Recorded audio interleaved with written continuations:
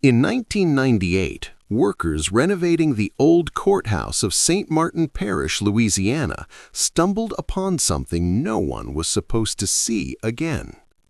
Beneath warped floorboards and sealed storage rooms, they uncovered a collection of forgotten parish archives, dusty ledgers, brittle pages, ink fading with age. At first glance, they looked ordinary, routine church records, baptisms, marriages, deaths. But as historians began turning the pages, a disturbing pattern emerged. These were baptismal records from the early 1800s documenting enslaved people from several sugar plantations along Bayou Teche. That alone wasn't unusual. What was unusual, what made archivists stop breathing, were the names. More than 200 enslaved men, women, and children were recorded with surnames that carried enormous power in Louisiana society. Names tied to wealth, influence, political authority. Names like DeSawyer, Beaumont, Dupree. These weren't generic plantation labels. These were the surnames of elite white Creole families. Families whose members sat in state legislatures, hosted grand salons in New Orleans, and shaped Louisiana's economy for generations. Yet here they were, written in the same line as the word slave, next to auction prices, next to physical descriptions. The contradiction was impossible to ignore. When copies of these records reached the Louisiana Historical Society, the response was immediate and revealing. Within weeks, 3 prominent families filed legal motions demanding. And on these plantations, something deeply unusual was happening, something no one openly discussed. Across multiple estates, enslaved families were passing down elite French surnames across generations. Not nicknames, not informal labels, legally recorded names. The white families noticed. Of course they did. They just pretended not to. In public records, surnames quietly disappeared. In plantation ledgers, enslaved people were reduced to first names or job titles. But in church books, the one place where names were preserved without question, the truth survived, hidden in plain sight. By the time a group of modern genealogists began connecting these records, the pattern was impossible to deny. This wasn't coincidence. It wasn't casual naming. It was the shadow of an old legal system colliding with a new one. And whatever happened along Bayou Teche had been intentionally concealed by people with every reason to keep it that way. But this discovery was only the beginning, because to understand why enslaved families carried the names of their enslavers, we must go back to the plantations themselves and to a silence that was carefully maintained for generations. We step inside the plantations, where 2 families with the same name lived on opposite sides of freedom, and where pretending not to see became a way of life.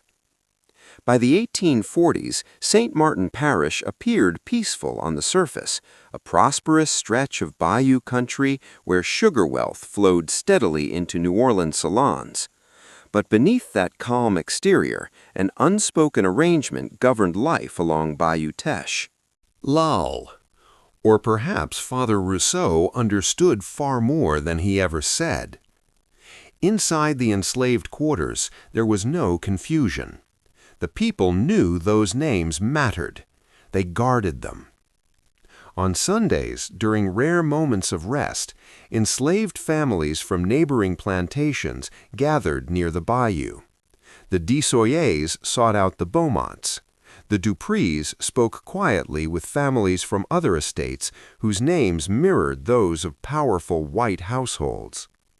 They shared stories passed down by elders, stories about why the names were important, even if the full meaning had faded with time. Jean-Baptiste DeSawyer worked as the plantation's head cooper, crafting barrels essential for sugar production. It was skilled labor, passed from father to son. The Desoye men had been coopers for generations, making themselves indispensable while remaining invisible. Jean-Baptiste was careful. He spoke little. He taught his sons the same restraint. But he also taught them something else. Remember the name. Never give it up. It means something they don't want remembered. The white Desoye patriarch, Émile Desoye, knew Jean-Baptiste well. They shared land. They shared a surname. They passed each other during harvest season. Yet Émile perfected the art of not seeing. In plantation records, Jean-Baptiste appeared without a surname, listed simply as the Cooper. In correspondence, Émile avoided writing the name altogether. It was a deliberate erasure, carefully maintained across generations. At social gatherings, if anyone ever mentioned enslaved people carrying French surnames, the subject was smoothly redirected. A quirk of old colonial customs, someone would say. Overzealous priests, another would suggest. Then the conversation moved on. Sugar prices, politics, Paris fashion. But beneath that polished silence, pressure was building. Because the enslaved families remembered something the plantation owners hoped would disappear forever. And soon, an outsider, unaware of the rules of this silence, would begin asking the wrong questions. A young lawyer from the north arrives in St. Martin Parish, and his curiosity threatens to unravel a secret protected for 50 years. On a humid morning in June of 1847, a stranger arrived in St. Martinville. His name was Charles Porter, a 26-year-old lawyer from Massachusetts sent south by an abolitionist society in Boston. His mission was narrow and specific: investigate rumors that free people of color in Louisiana were being illegally forced into slavery through forged documents and corrupt courts. Porter was earnest, well-educated, and dangerously unprepared for the complexity of Louisiana society. He rented a modest room in town and began where the law allowed him to begin, inside the parish courthouse. Louisiana statutes permitted public access to deeds, court filings, and church records. Porter spent long days copying documents by hand, convinced he would uncover straightforward evidence of legal fraud. What he found instead made no sense. Page after page of baptismal and marriage records listed enslaved individuals with full surnames, not African names, not plantation labels, but the same French surnames carried by the parish's most powerful white families: Desoye, Beaumont, Dupré. At first, Porter assumed the explanation was obvious. In Massachusetts, such a pattern could only mean one thing: these people were free, and their freedom had been stolen. He concluded that Louisiana planters were illegally holding free people of color in bondage, destroying paperwork, and relying on intimidation to maintain control. It was a reasonable assumption. It was also wrong in ways that would soon place him in serious danger. Porter began asking questions around town. He showed copies of the records to members of the Free Creole community, asking if they recognized the names. The response was immediate and unsettling. People grew cautious. Answers became vague. Conversations ended abruptly. Some suggested he misunderstood local customs. Others urged him to speak with the parish priest, Father Rousseau, who had recorded the names in the first place. Porter met the priest in the rectory late one afternoon. He laid the documents across the table, his voice charged with conviction. "These people carry the same names as the families who claim to own them," Porter said. "Doesn't that suggest they're being held illegally?"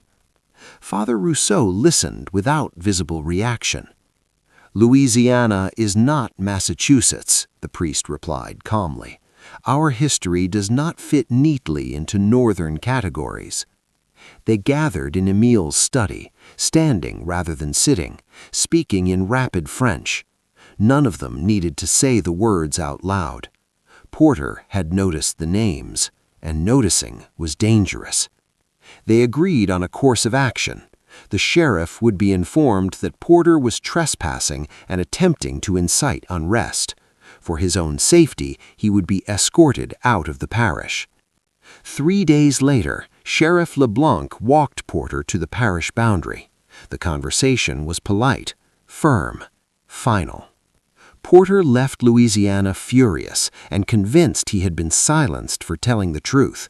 He sent his report north, publishing his theory in abolitionist newspapers. The story gained little attention, but in St. Martin Parish, the damage was already done. Because the enslaved families now knew something crucial. Someone had noticed their names, and once a secret is noticed, it can never return to silence. The enslaved families confront a terrifying realization. Their names have drawn attention, and that attention could bring either freedom or destruction. After Charles Porter was escorted out of St. Martin Parish, life on the plantations appeared to return to normal. The fields were worked, the mills turned, the ledgers closed at the end of each day. But beneath that surface, something had shifted. News travels quickly through oppressed communities, especially when survival depends on knowing what white men are thinking.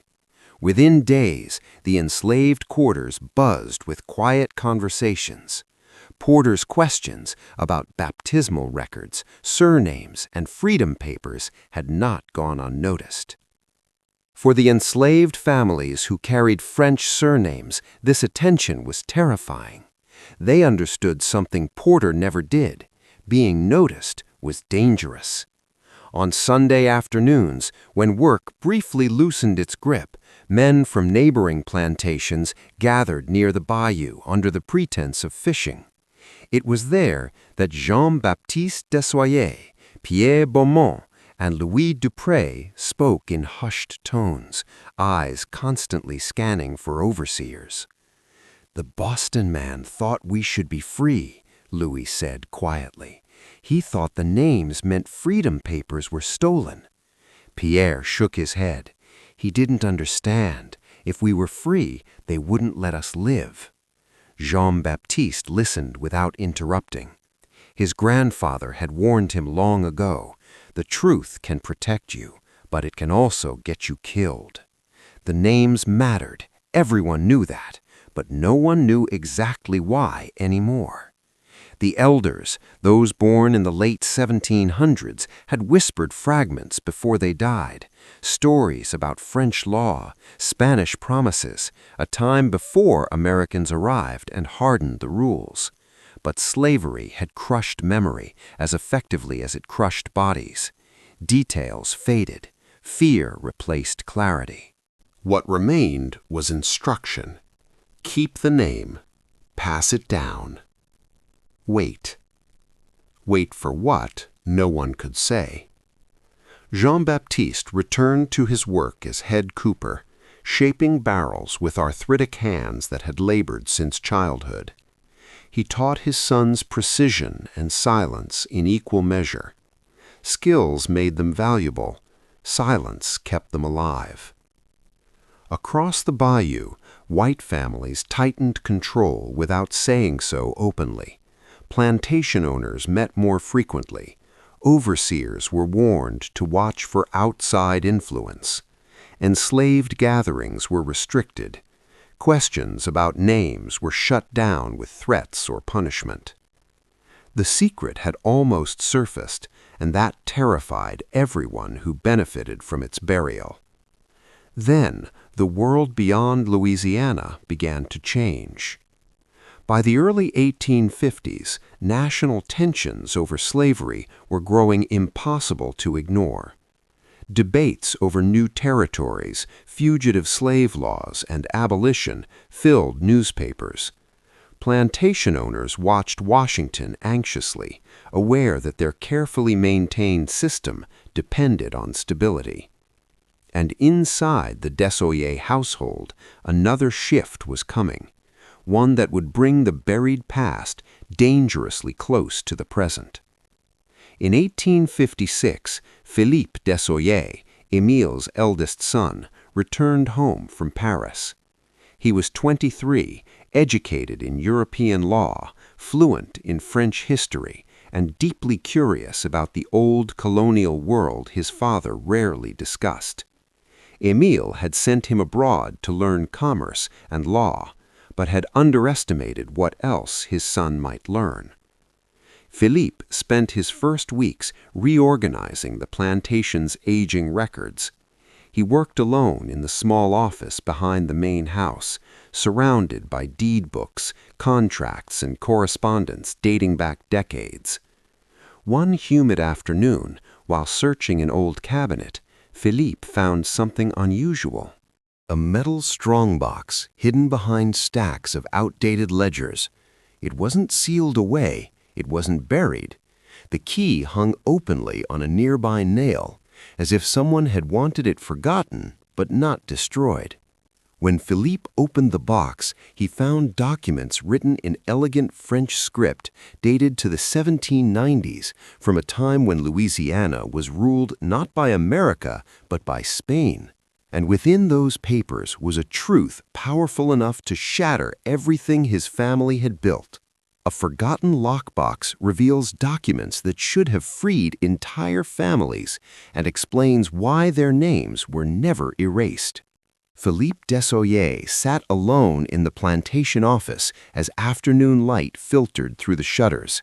Dust floated in the air, settling on stacks of yellowed paper that traced his family's history back generations.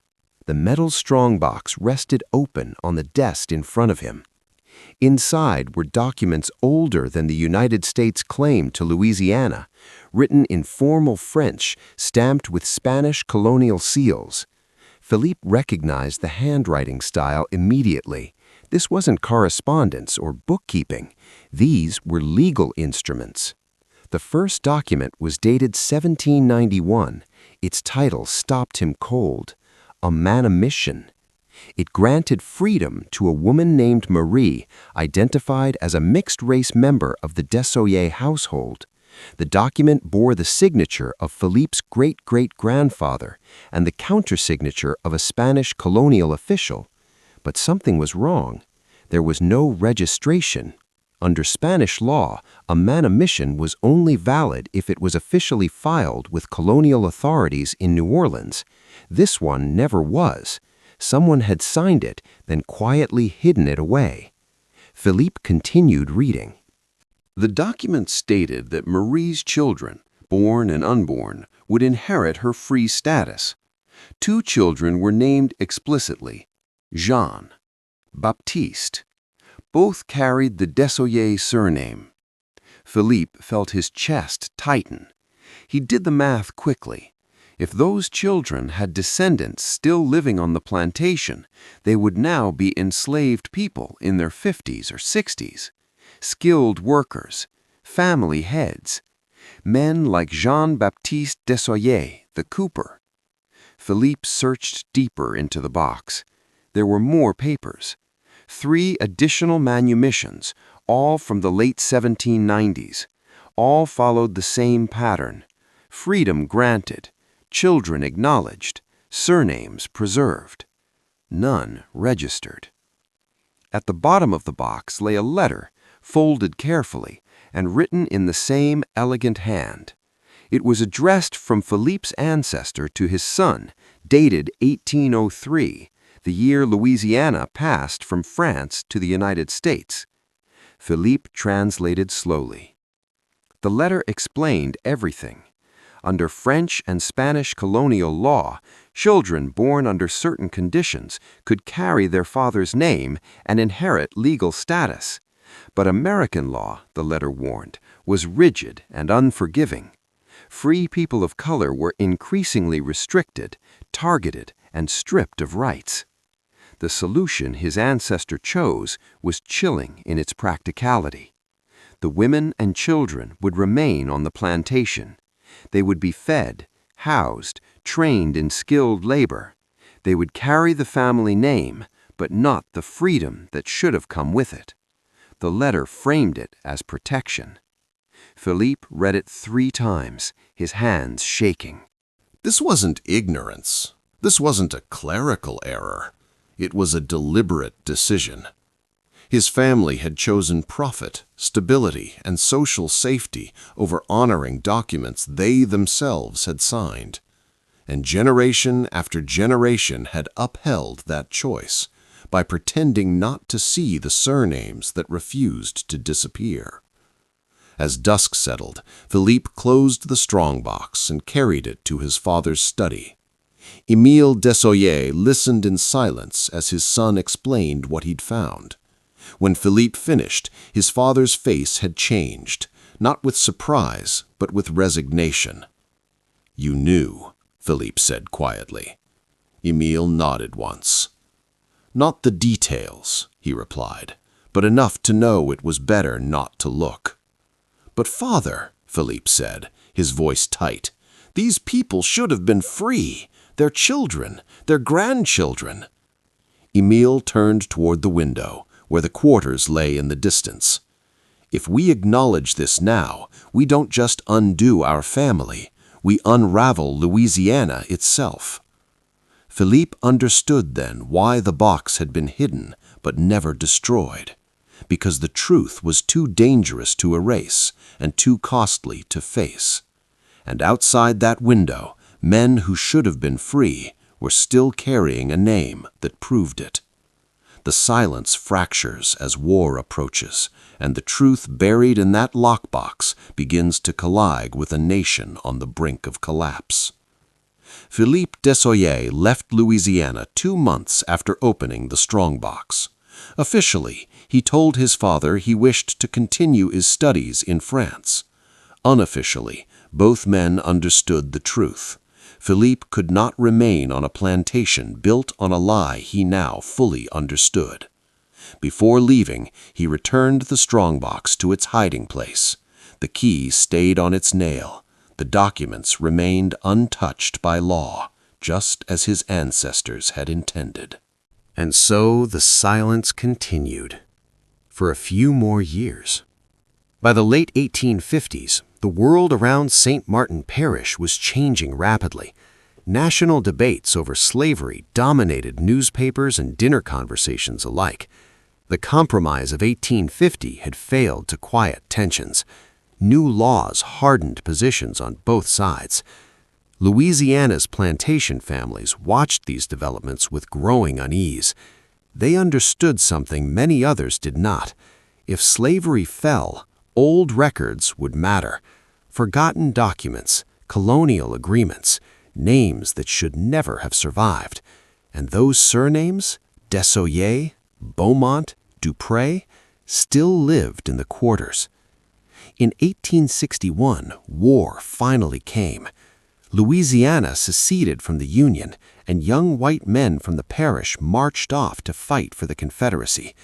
Sugar production continued under strain, overseers enforcing discipline with increased severity as fear spread through the big houses. Enslaved communities sensed the shift immediately. Rumors traveled faster than orders. News of battles, Union advances, and slave escapes passed quietly from plantation to plantation. The idea of freedom, once abstract, began to feel dangerously real. For the enslaved families with French surnames, the moment brought agonizing uncertainty. Should they flee? Should they wait? Should they trust the names they had preserved for generations? Jean-Baptiste Desoyer was nearing 60. His hands were stiff with arthritis. His eldest son, Antoine, had taken over much of the cooper's work and had young children of his own. Escaping meant traveling through Confederate territory with families in tow. Staying meant continuing enslavement, even as others claimed freedom. The old instruction echoed louder than ever. Wait. In 1862, Union forces captured New Orleans. The impact was immediate. Enslaved people who reached Union lines were declared free as contraband of war. Planters tightened patrols. Information was suppressed. Fear ruled both quarters and big houses. Then, death struck the DeSawyer plantation. In the spring of 1863, Emile DeSawyer suffered a sudden stroke and died. His wife had passed 2 years earlier. One son was dead from war wounds. The plantation now technically belonged to Philippe, but he was still in France, unreachable due to Union blockades. Management fell to Victor Pichon, Emile's nephew. Victor was efficient, ambitious, and deeply uninterested in the complicated history his uncle had spent a lifetime avoiding. To Victor, the plantation was a business, nothing more. As he reviewed the records, something caught his attention. Why, he wondered, did some enslaved people have surnames? It bothered him. In July 1863, Victor announced a new policy. Enslaved workers would be listed by first name only in plantation ledgers. No family names, no exceptions.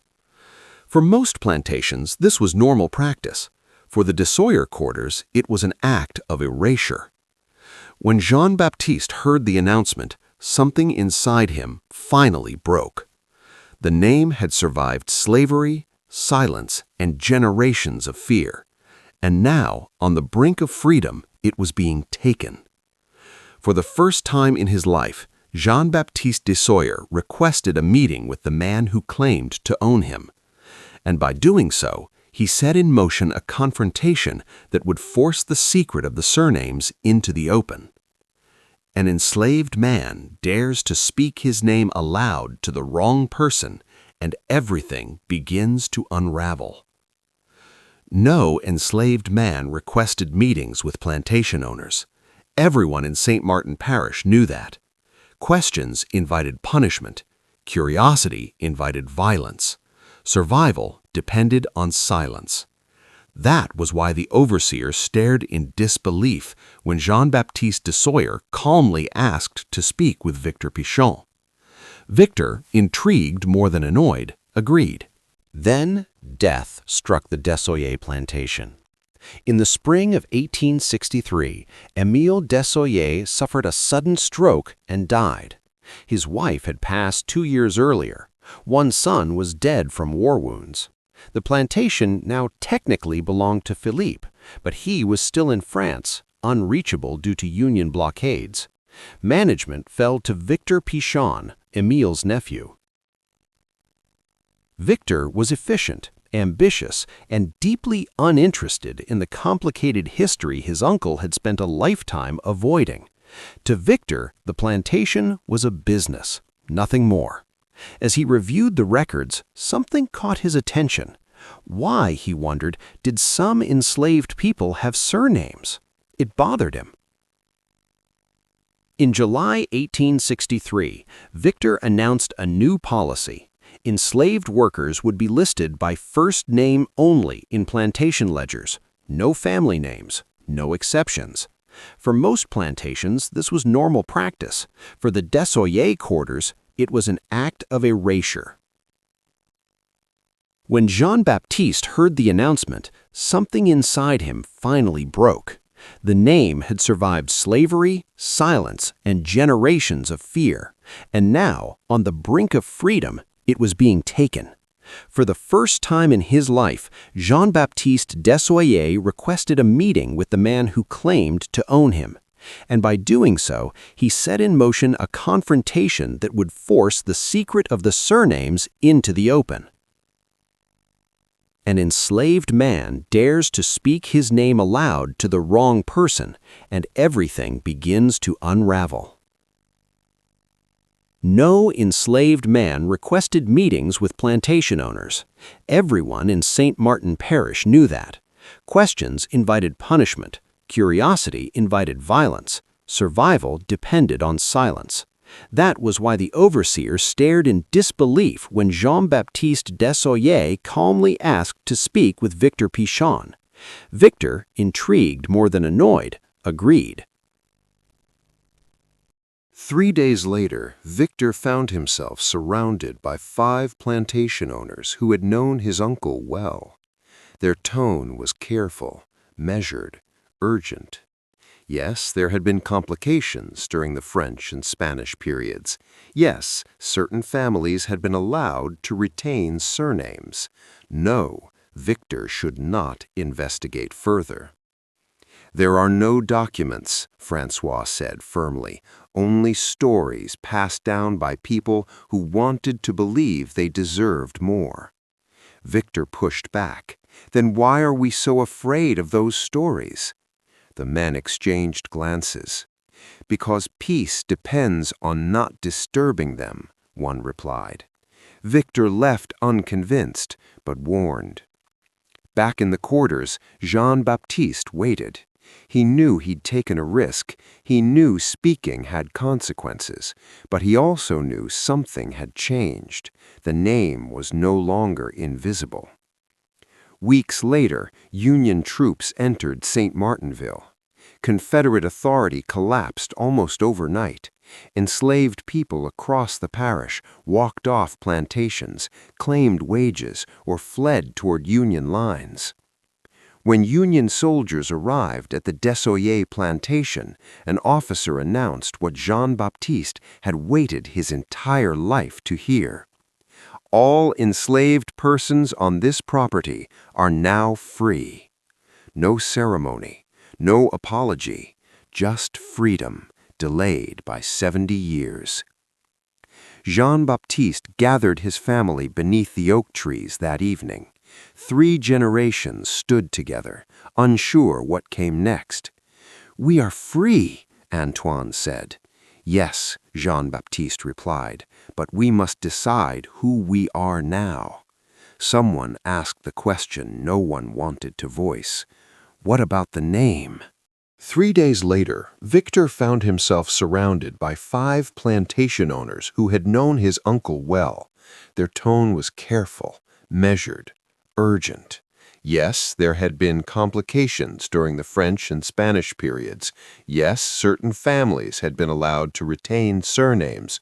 No, Victor should not investigate further. "There are no documents," Francois said firmly, "only stories passed down by people who wanted to believe they deserved more." Victor pushed back. "Then why are we so afraid of those stories?" The men exchanged glances. "Because peace depends on not disturbing them," one replied. Victor left unconvinced, but warned. Back in the quarters, Jean-Baptiste waited. He knew he'd taken a risk. He knew speaking had consequences, but he also knew something had changed. The name was no longer invisible. Weeks later, Union troops entered St. Martinville. Confederate authority collapsed almost overnight. Enslaved people across the parish walked off plantations, claimed wages, or fled toward Union lines. When Union soldiers arrived at the Desoyer plantation, an officer announced what Jean-Baptiste had waited his entire life to hear. "All enslaved persons on this property are now free." No ceremony, no apology, just freedom, delayed by 70 years. Jean-Baptiste gathered his family beneath the oak trees that evening. 3 generations stood together, unsure what came next. "We are free," Antoine said. "Yes," Jean-Baptiste replied, "but we must decide who we are now." Someone asked the question no one wanted to voice. "What about the name?" "My grandfather said there were papers," he said slowly. "He said we weren't supposed to talk about them. I never knew if it was truth or hope." "It was truth," Philippe replied, "and my family chose not to honor it." Philippe explained the manumission documents, the Spanish-era laws, the decision to leave the papers unfiled after the American takeover. He did not soften the explanation. Jean-Baptiste listened in silence. "Does it change anything now?" he finally asked. "Yes," Philippe said, "and no." The Emancipation Proclamation had already freed him. But these documents proved something else, that the Desoye name did not come from ownership, but from blood and law. "They belong to you," Philippe said, sliding the papers forward. "You should have been free generations ago." Jean-Baptiste closed his eyes. 70 years of stolen freedom sat on that table.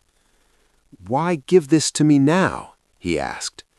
"Because truth matters," Philippe said, "and because you kept the name when my family hoped you wouldn't."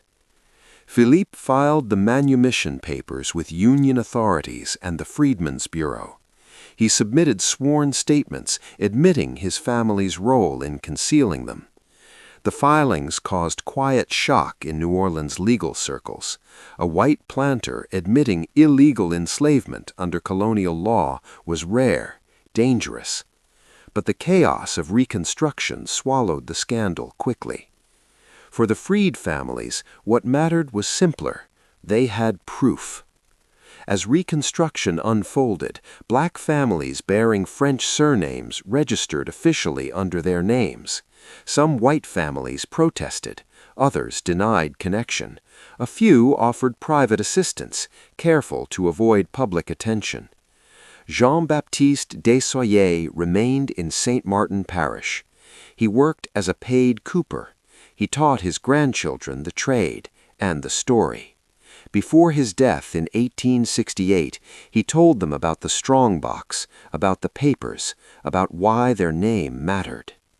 Philippe sold the plantation and used part of the proceeds to create a small fund for the freed families, an acknowledgement, not repayment. Over time, families scattered: New Orleans, Chicago, California. The names survived even when the stories faded. By the early 1900s, the details were mostly gone. What remained were surnames that didn't quite fit and questions no one could fully answer, until 1998. Until old courthouse floors were lifted, until forgotten records surfaced again. Historians uncover the full pattern, why these names survived, why powerful families rushed to seal the records, and why the past refuses to stay silent. For nearly a century, the story faded. The war ended. Reconstruction rose and collapsed. Jim Crow laws hardened new boundaries that replaced the old ones. Families moved, adapted, survived.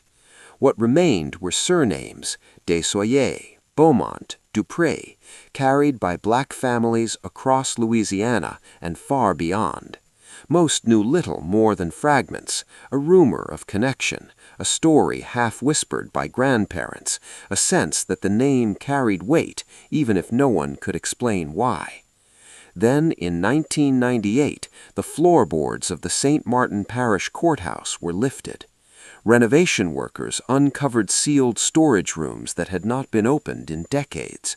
Inside were parish archives believed lost, church records, courthouse filings, handwritten ledgers stacked in no particular order. At first, the discovery drew little attention until historians started reading. The baptismal records revealed something unmistakable. Enslaved families listed with full surnames across multiple generations. The same surnames held by elite white families who still wielded influence in Louisiana politics and business. This wasn't a one-time anomaly, it was a system. Researchers cross-referenced plantation maps, church registries, and surviving legal filings.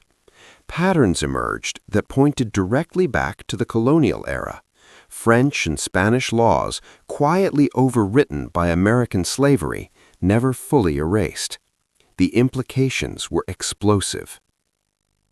Within weeks, descendants of 3 prominent families filed legal injunctions demanding the records be sealed.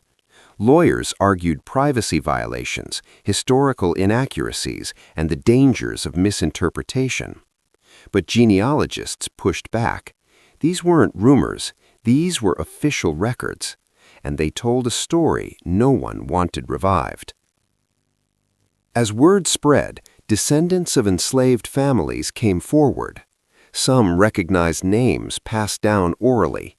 Others discovered connections for the first time. For many, the records confirmed something they had always felt but could never prove. The documents revealed what the strongbox had hinted at long ago: legal freedom delayed by convenience. Historians reconstructed the old colonial manumission practices, the unfiled documents, the deliberate silence.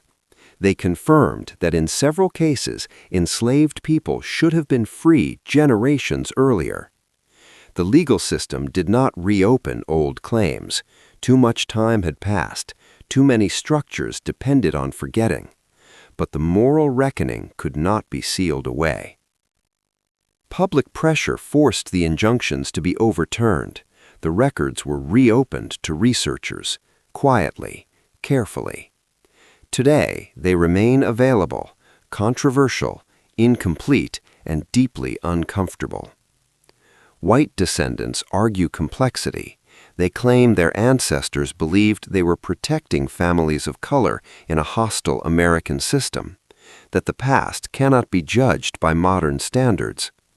Black descendants point to the missing filings, the hidden papers, the 70 years of stolen freedom.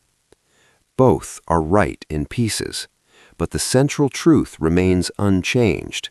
People who should have been free were kept enslaved because acknowledging the truth would have disrupted wealth, power, and identity. The surnames survived because enslaved families understood something critical. Names can carry resistance. They preserved identity when history tried to erase it. They held on to proof even when proof was dangerous. Across Louisiana today, those surnames still exist. Many who carry them do not know the full story, but the names remain as living evidence of a past that refused to disappear. And the records beneath that courthouse floor finally ensured it never would again. When the sealed records of St. Martin Parish were reopened, they didn't just change history books, they changed families. Suddenly, people who had lived separate lives for generations found themselves connected by the same surnames: Desaulniers, Beaumont, Dupree, names that now carried two very different histories. For descendants of enslaved families, the records were both validating and painful. They confirmed long-held stories passed down through whispers and warnings. The surnames were not accidents. They were preserved deliberately, even when doing so invited danger. For descendants of plantation families, the reaction was far less unified. Some refused to engage at all. Lawyers spoke where family members would not. The past, they insisted, was too complex to revisit. Better left alone. Others responded with discomfort rather than denial. They acknowledged the documents privately, spoke cautiously about colonial complications, and avoided public discussion. A small number did something rare. They listened. These descendants reached out quietly, sometimes anonymously, to the families who shared their names. Conversations were awkward, emotional, often brief, but they marked a shift. Because for the first time, the silence was broken on both sides. The shared surnames became something no one could easily explain away. Black families bearing elite French names were no longer anomalies. They were evidence, living, breathing proof of a system that bent the law when convenient and hardened it when profitable. Historians studying the records noted something else. The enslaved families had done something extraordinary. They preserved identity without paperwork. They protected lineage without legal recognition. They passed down truth even when the truth was dangerous. Their resistance was quiet but relentless. The white families, by contrast, had relied on silence, bureaucracy, and social power to bury uncomfortable facts.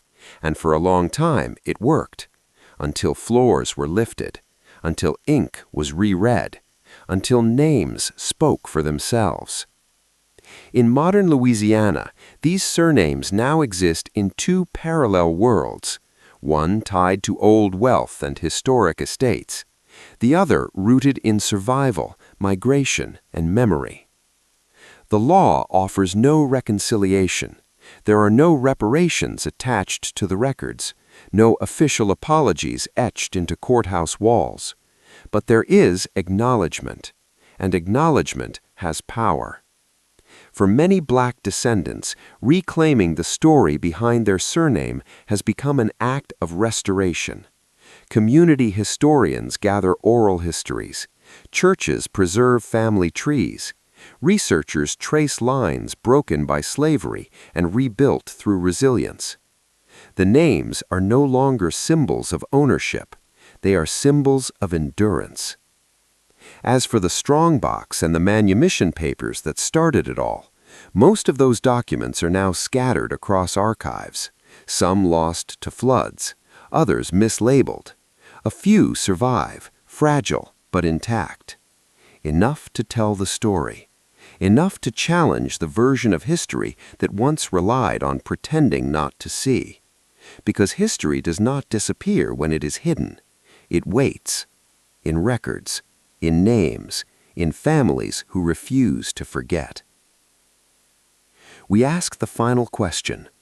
Why did enslaved families risk everything to preserve these names? And what does that choice teach us about identity, resistance, and survival? Names are usually the first thing slavery takes. Across the American South, enslaved people were renamed casually, stripped of surnames, assigned new ones, or recorded only by first name and age. Identity was treated as a privilege, not a right. So when historians revisited the St. Martin Parish records, one question stood out above all others. Why did these families protect their surnames at such enormous risk? The answer lies in what the name represented. For families like the de Sawyers in the Quarters, the surname was not a mark of ownership. It was a reminder of something older, of a time when law, however imperfect, had briefly recognized them as people with status, rights, and lineage. Even after those rights were stolen, the name remained a form of quiet defiance. To keep a surname under slavery required discipline. Parents corrected children who shortened it. Elders repeated it in prayers, in stories, in warnings. It was never written down in many cases, but it was never forgotten. Because forgetting would have meant surrender. Oral history shows that these families believed the name would matter one day. Maybe not in their lifetime, maybe not even their children's, but someday someone would ask the right question. And when that day came, the name would be proof. The risks were real. An enslaved person claiming a surname could be punished for pretension. It suggested lineage, legitimacy, even inheritance, ideas slave society could not tolerate. Yet these families persisted. They understood something profound. Identity is harder to erase than freedom. Freedom could be delayed. Documents could be hidden, but memory could be carried. The white families who benefited from silence relied on forgetting. The enslaved families relied on remembering. That difference shaped everything. When emancipation came, many freed people chose new names to mark a new beginning. But in St. Martin Parish, some families did the opposite. They kept the old surnames, not out of loyalty, but out of truth. The name was not a gift from slaveholders. It was evidence of a broken promise. In the decades that followed, as Jim Crow laws rose and Reconstruction collapsed, the names became shields. They helped families navigate a hostile world. They opened small doors. They preserved continuity when records failed. By the time historians uncovered the parish archives in 1998, the names had already done their work. They had survived. They had led researchers back through time to manumission papers never filed, to choices made quietly in plantation offices, to freedom delayed by design. And most importantly, they had returned agency to people history had tried to erase. The descendants who carry those names today are not reclaiming ownership, they are reclaiming authorship of their own story. They are saying, we were here, we knew who we were, and we remembered when others hoped we wouldn't. The name endured because it had to, because someday silence would crack, because someday truth would be asked for, and because resistance does not always shout. Sometimes it survives by being whispered across generations. We return to the present, where these surnames still exist, these stories are still unfolding, and the final lesson of the records comes sharply into focus. Today, St. Martin Parish looks quiet. The courthouse still stands, the oak trees still cast long shadows. Tourists pass through without realizing that beneath those floors, history once waited, patient and unresolved. But for the families connected to those records, the story is no longer buried. In the years after the discovery, researchers, journalists, and genealogists returned again and again to the parish. What they found wasn't just ink on paper, it was living continuity. Descendants of enslaved families began tracing lineages that had never been formally acknowledged. Old Bibles surfaced, funeral programs, handwritten family trees preserved in drawers in memory. What official records failed to keep, people had carried themselves. For many, the discovery was disorienting. Some had grown up being asked, "Why do you have a French name?" Others had been told vague explanations, an owner's name, a coincidence, a mistake. Now those half-answers fell apart. The records revealed something more unsettling and more empowering. Their ancestors had known. They had protected identity without legal protection. They had anticipated a future where truth might finally matter. Modern descendants describe a strange mixture of grief and pride. Grief for generations forced to live under stolen freedom. Pride in the resilience that preserved proof when systems refused to. Community groups formed quietly, not to demand restitution, but to preserve memory. Churches hosted record-reading nights. Elders told stories that had once been whispered. Younger generations recorded them, determined not to lose what almost disappeared. Meanwhile, institutions struggled with how to respond. Universities cited the records cautiously. Museums debated inclusion. Legal scholars acknowledged the findings, but emphasized the impossibility of retroactive justice. The system once again found a way to stop short. But something had changed. The story was no longer controlled by those who benefited from silence. It belonged to the descendants. And names, once dangerous to speak, were now spoken publicly, confidently, without permission. Some white descendants reached out again years later, after initial shock gave way to reflection. A few attended community events, some apologized privately, others never responded at all. No single response could resolve centuries of complexity, but resolution was never the point. Recognition was. Because recognition restores humanity, even when justice arrives too late. The St. Martin Parish records are now cited in broader studies of colonial law, racial identity, and the mechanics of forgotten freedom. They are used to teach students how slavery was not just enforced through chains, but through paperwork, silence, and selective memory, and through the deliberate decision not to file a document. The strongbox, the names, the unregistered manumissions, they are reminders that oppression is often quiet, administrative, rationalized. But resistance can be quiet too. It can live in a surname, in a story told at night, in a refusal to forget who you are. The families who carried those names were never passive victims of history. They were historians in their own right, archiving truth when no one else would.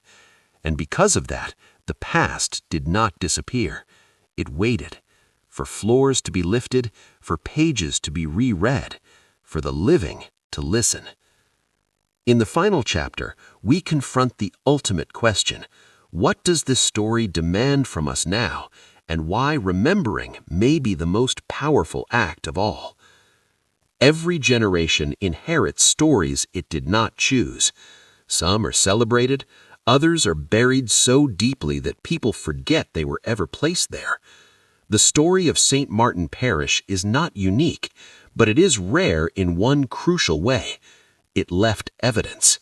Not just documents, not just surnames, but intention. Someone chose not to file those manumission papers.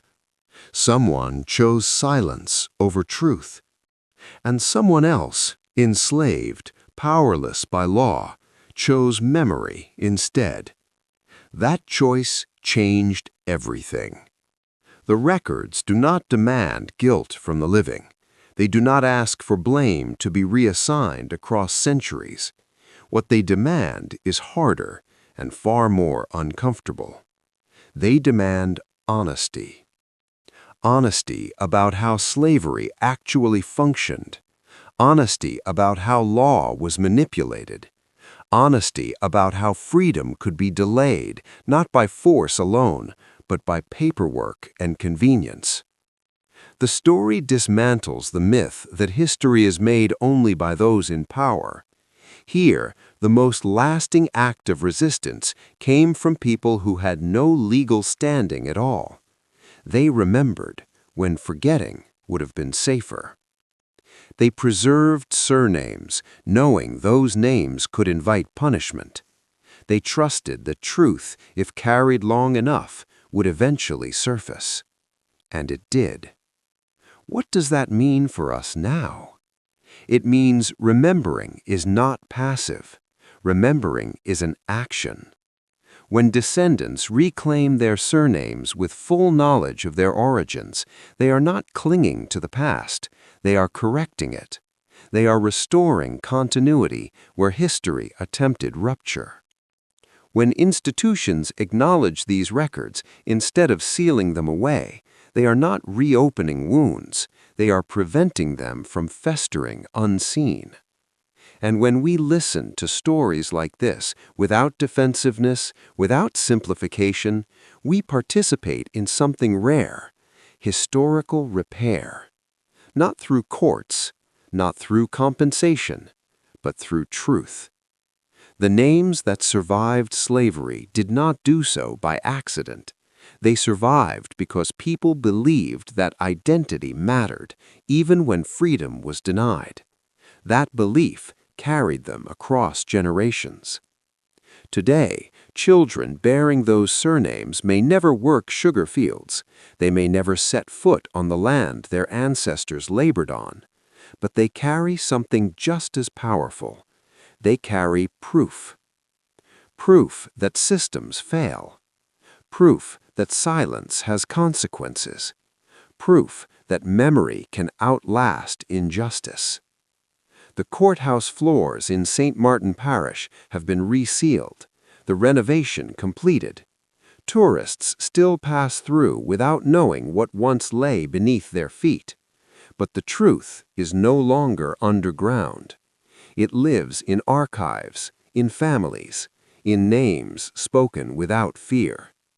And perhaps that is the final lesson. History does not disappear when it is ignored. It does not weaken when it is silenced. It waits. Waiting for someone brave enough to look. Waiting for someone willing to remember. Waiting for names to be spoken again, clearly, honestly, and without apology.